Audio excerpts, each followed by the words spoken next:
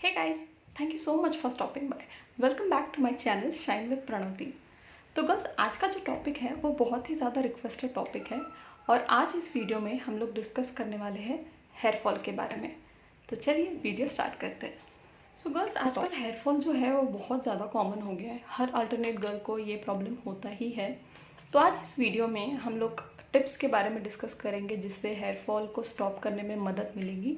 लेकिन उसके पहले हम डिस्कस करेंगे कि what are the causes for hair fall. Hair fall क्यों होता है, किसकी वजह से हो सकता है, इसके बारे में हम डिस्कस सबसे पहले करेंगे। क्योंकि अगर हमें कॉज पता है तो उसको ट्रीट करने में ज़्यादा इजी होता है। तो सबसे पहले हम चेक करेंगे कि what are the causes for hair fall. So girls, the first important cause for hair fall is nutritional deficiency. Yes, खाना बराबर नहीं खा रहे। खाने में अगर अपने प्रोटीन्स, मिनरल्स एंड विटामिन्स अगर नहीं है तो वो एक मेजर रीज़न होता है हेयर फॉल के लिए। So the second reason is hereditary. Yes, अगर आपके मैटरनल साइड में अगर आपके मम्मी को हेयर फॉल का बहुत प्रॉब्लम है तो वो बेटी को भी प्रॉब्लम हो सकता है, और अगर पापा को बहुत ज़्यादा प्रॉब्लम है तो वो बेटे को भी हो सकता है। Third major cause is dandruff. Yes, बहुत कॉमन प्रॉब्लम है डैंड्रफ। अगर आपको डैंड्रफ है तो हेयर फॉल होता ही है। तो अगर आप डैंड्रफ को ट्रीट करोगे तो आपका हेयर फॉल जो है वो कम हो जाएगा। So dandruff is also one of the major reasons for hair fall. So fourth important cause is illness. अगर पिछले कुछ दिनों में या पिछले कुछ महीनों में आपको कोई ऐसी सीरियस बीमारी हुई है, जैसे बहुत ज़्यादा फीवर आया हो या फिर डेंगू हो गया हो, मलेरिया हो गया हो, या कोई भी ऐसी बीमारी जिससे आपको हॉस्पिटलाइज करना पड़ा था, तो वो भी एक रीज़न हो सकता है कि आपके बाल जो है वो ज़्यादा झड़ रहे हैं। सो फोर्थ कॉजेस है hormonal imbalance. So now what does that mean? Girls, बहुत से बार होता है कि जो पीरियड्स है वो इरेगुलर होते हैं, तो वो भी एक रीज़न होता है हेयर फॉल के लिए। प्लस अगर आपको थायराइड का प्रॉब्लम हो तो that is also important reason for hair fall. And post pregnancy, that is also one of the major reason जिससे आपको हेयर फॉल हो सकता है। तो ये सब चीज़ें जो है वो हार्मोनल इम्बैलेंस की वजह से होता है। So that is also a main and important thing for hair fall. So moving on to the sixth cause, which is stress. Guys, yes, we all have stress. सबको कुछ ना कुछ स्ट्रेस ज़रूर होता है, बट वो भी एक मेजर रीज़न है जिससे हेयर फॉल हो सकता है।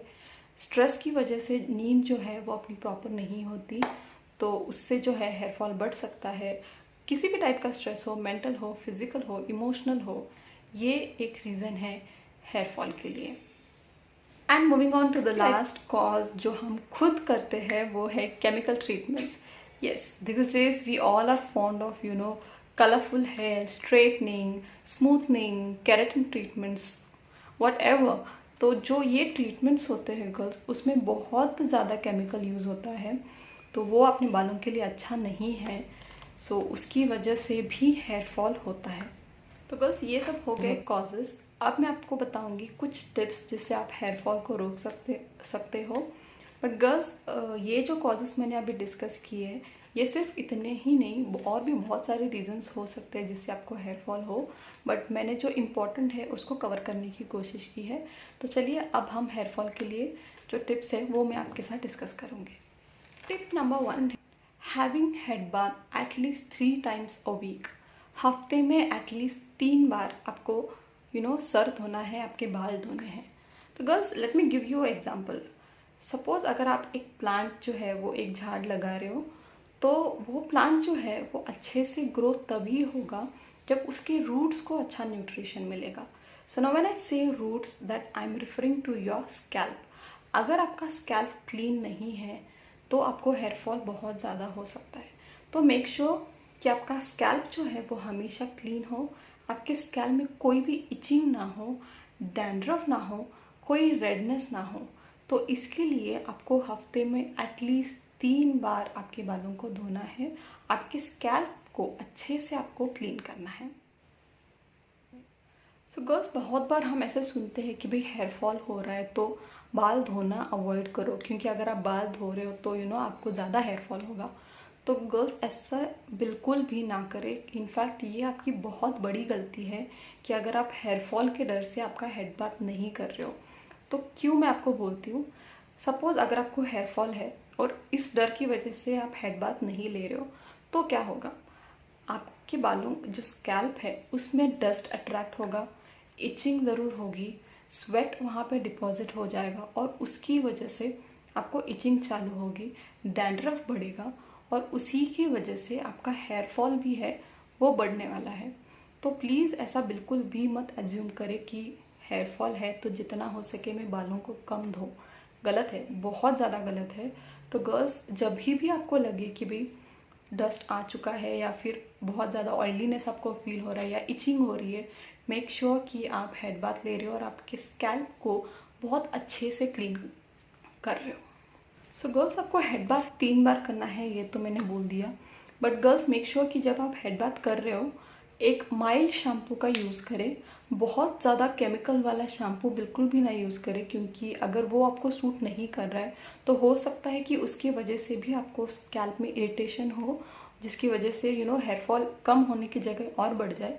तो please use a mild shampoo. Second important tip is, girls, जब आप हेड बाथ करते हो तब तुरंत आपके बालों में आप कोम ना करें। बिल्कुल भी कोम जो है बालों में बिल्कुल भी ना लगाएं, क्योंकि जब बाल गीले रहते हैं तब उनके टूटने का डर जो रहता है वो ज़्यादा रहता है। इसलिए गीले बालों में कंघी कभी ना यूज़ करें। थोड़ा उनको सूखने दे और नेचुरली सूखने दे और उसके बाद धीरे से जो बड़े टूथ वाला कोम रहता है, ऐसा वाला, उसको यूज़ करके आपकी जो टैंगल्स है वो आप रिमूव करें। जो नॉर्मल कोम जो हम रेगुलर यूज़ करते हैं बाल बनाने के लिए, उसका यूज़ बिल्कुल भी ना करें। पहले टैंगल्स निकालें बड़े कोम से एंड उसके बाद जब आपके बाल पूरी तरीके से सूख जाए, उसके बाद आप आपका नॉर्मल कोम जो है वो यूज़ कर सकते हो, लेकिन गीले बालों में कोम बिल्कुल भी ना लगाएं। थर्ड टिप गर्ल्स, जब आप बालों को डिटैंगल करते हो, बाल हेड बाथ करने के बाद, तो सबसे पहले सीरम बालों में यूज़ करें, क्योंकि सीरम से जो टैंगल्स होते बालों में वो कम हो जाते हैं और आपके बाल थोड़े कम झड़ते हैं। इसलिए girls, make sure that you use a serum, hair serum. बहुत अच्छे अच्छे सीरम्स अभी अवेलेबल है मार्केट में, तो सीरम का यूज़ बिल्कुल भी मतलब आपको करना है। तो उससे जो है टैंगल्स आपके निकल जाएंगे और आपके बाल ज़्यादा नहीं झड़ेंगे। सो गर्ल्स, फोर्थ टिप मैं आपको दूंगी कि बालों में तेल जो है वो 1 से 2 घंटे ही अपने बालों में रखें और उसके बाद आप बाल धो दें। क्योंकि बहुत से बार ऐसा हो जाता है कि हम सुबह बालों में तेल लगा लेते हैं और शाम को we go for head bath. तो ऐसा बिल्कुल भी ना करें, क्योंकि अगर आप बहुत देर तक तेल जो है अगर आपके बालों में रख रहे हो तो उससे डस्ट भी आपके बालों में अट्रैक्ट हो जाएगा और उससे इरिटेशन होने के चांसेस रहते हैं। तो 1 या 2 घंटे सफिशिएंट, ओके। सो उससे ज़्यादा तेल आपके बालों में बिल्कुल भी ना रखें। एंड जब आप तेल लगाते हो, आई वुड डेफिनेटली रिकमेंड कि एक नॉर्मल पैराशूट कोकोनट ऑयल जो है उसी को यूज़ करें।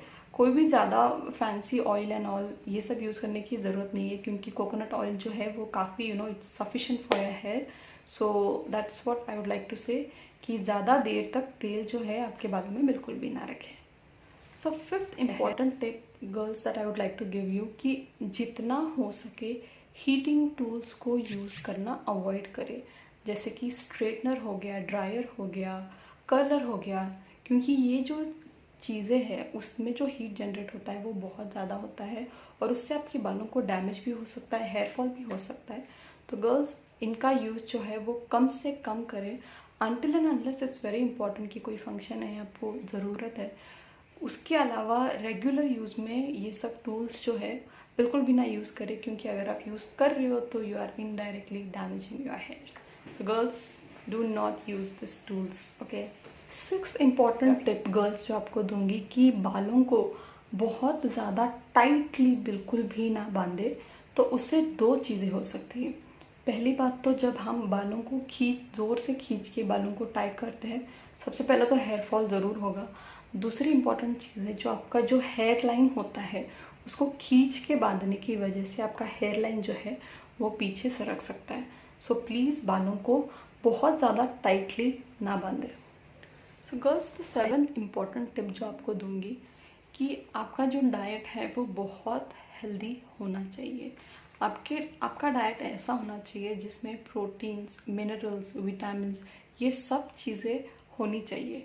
सो गर्ल्स, मेक श्योर कि आपकी डाइट में आप दूध यूज़ कर रहे हो, पनीर यूज़ कर रहे हो, दही, छाछ, ड्राई फ्रूट्स आप इंक्लूड कर रहे हो, ग्रीन लीफी वेजिटेबल्स वो भी आपके डाइट में होना चाहिए। And at the same time fruits में apple and banana, make sure कि आप दिन में एटलीस्ट एक एप्पल एक बनाना तो ज़रूर ले। एंड ऑल्सो मल्टीविटामिन्स आपके डेली इसमें इंक्लूड ज़रूर करें। बट गर्ल्स, मेक श्योर कि अगर आप कोई भी मल्टीविटामिन इंक्लूड करना चाहते हो तो वो आप डॉक्टर को पूछ के उसके बाद ही अपने डाइट में इंक्लूड करें। बिना पूछे सिर्फ एडवर्टाइजमेंट से या फिर इसके उसके कहने से कोई भी मल्टीविटामिन बिल्कुल भी ना इंक्लूड करें। Make sure you ask a doctor and then you start using multivitamin. So the एक पॉइंट इज गर्ल्स कि मेक श्योर आप हेड बाथ लेते वक्त हमेशा ल्यूक वार्म वाटर का यूज़ करें। बहुत ज़्यादा गर्म पानी बिल्कुल भी नहीं यूज़ करें। तो आप लोग पूछते होंगे कि हमारे यहाँ पे बोरिंग का पानी है या फिर हमारे यहाँ पे नदी का पानी है, तो उसमें से कौन सा पानी बालों के लिए अच्छा है। नो डाउट गर्ल्स, नदी का पानी जो है वो बालों के लिए अच्छा रहता है।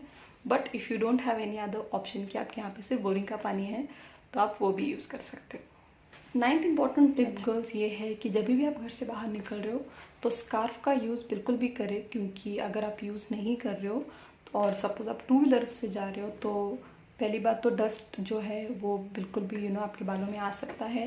एंड सेकेंडली सन रेज जो यूवी रेज है उससे भी बाल डैमेज हो सकते हैं।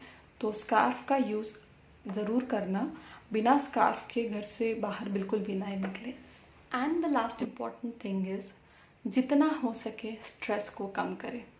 तो ये बहुत ही ज़्यादा डिफ़िकल्ट चीज़ है, पर देन गाइस मेक श्योर कि आप मेडिटेशन कर रहे हो, योगा कर रहे हो, प्राणायाम कर रहे हो, क्योंकि ये जो चीज़ें हैं उससे जो है स्ट्रेस कम हो जाता है और आपके हेयर फॉल का जो प्रॉब्लम है वो भी कंट्रोल में आ सकता है। तो मेडिटेशन ज़रूर करें, योगा करें, प्राणायाम करें और स्ट्रेस जो है उसको बाय बाय भूलें। So that's it for now guys. I hope आपको ये वीडियो अच्छा लगा हो, और अगर आपको ये वीडियो अच्छा लगा हो तो लाइक, शेयर एंड मेरे चैनल को सब्सक्राइब करना बिल्कुल भी मत भूलना। Till then stay home, stay safe. Thank you guys, bye.